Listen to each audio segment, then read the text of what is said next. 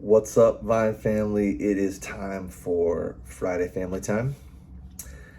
And I just got back on Wednesday night from a really good conference in Denver, and it was the Acts 29 National Conference.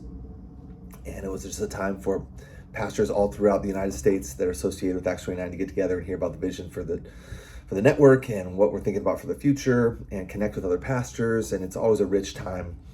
And so I just want to say, we are more than excited than ever to be a part of Acts 29 Network that exists to plant churches and to not be a network that develops churches that are thinking just strictly insular, but that are thinking outward, that are thinking expansion, that are thinking sending and not just keeping. And so that spirit of generosity is really beautiful. And so it makes me really excited to be a part of Acts 29.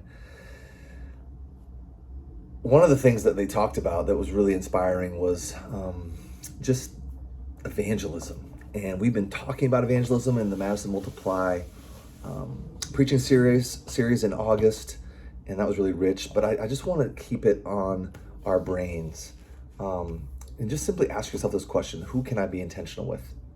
Who can I be intentional with, and what's that going to look like, and how does that translate to my calendar? Who can I be intentional with? What's that going to look like? And how can that translate to my calendar? I really want to encourage us to think about hospitality. Who are people that don't know the Lord that we're having into our homes?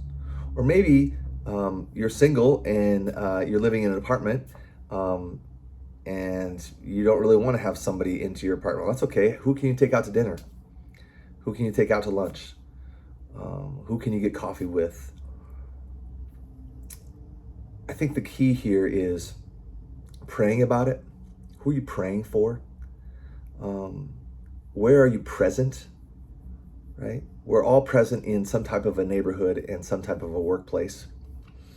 And then after you're present there, not like hiding away and like shutting the door and not having anybody see you, after you're present there in whatever way, maybe it's being in the front yard more often, how can you build relationships and present yourself as a Christian? So pray, be present, and present yourself as a Christian.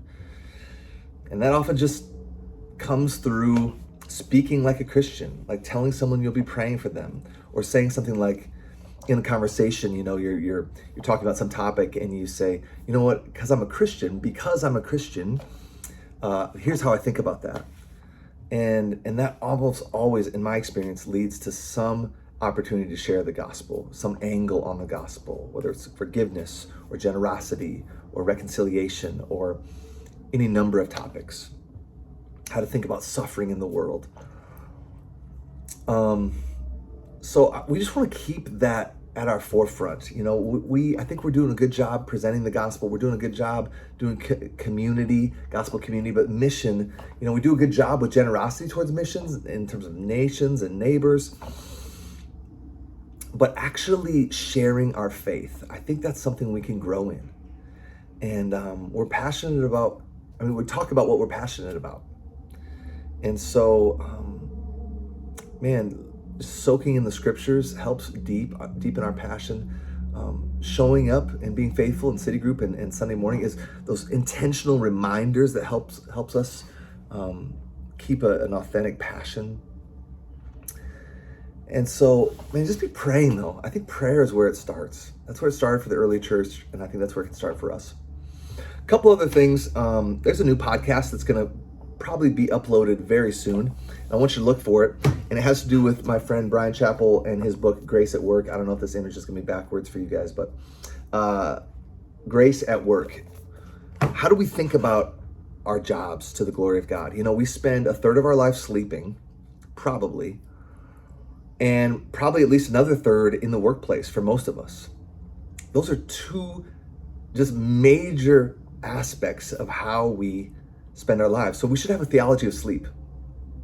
We also need to have a theology of work. Like, what is work all about? Why do we work? And how do we glorify God in the 8 to 5? And how can we have purpose so our jobs are not just a grind in the 8 to 5?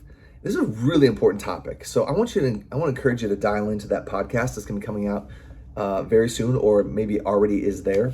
You can just go to the website and click on podcast, and you can subscribe there in whatever podcast application you use.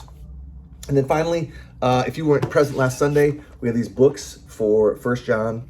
It's a great way for you to engage in the preaching of God's Word every Sunday. And there'll be these available if you did not get one last Sunday. Please take one. And if you did get one, bring it. And it's going to really help guide us as we work through First John and ask God to really continue to conform us to His image through Word and Spirit. And so look forward to seeing you guys very soon.